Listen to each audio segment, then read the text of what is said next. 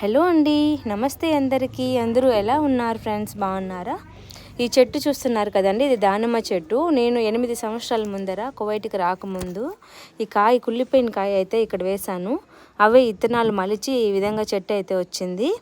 ఇన్ని రోజుల వరకు ఒక్క కాయ కూడా కాయలేదండి. నేను వచ్చేంత వరకు కాయలు కాయకూడదు అనుకునిందో ఏమో.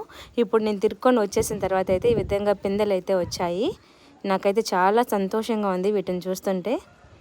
చెట్టు పెరిగేద్దాము, ఇంకా వేరే చెట్టు ఏదైనా నాటుదాము అనుకున్నాను, కానీ ఈరోజు చూస్తే బాగా పిందెలన్నీ ఉన్నాయి. ఇంకొక చెట్టు అయితే నాటానండి, ఇది కరివేపాకు చెట్టు. ఇదైతే పెద్ద మాన అయిపోయింది చూడండి, కాయలు కూడా కాసాయి దాంట్లో. ఇవి తింటే చాలా టేస్ట్ ఉంటాయి, చాలా బాగుంటాయి.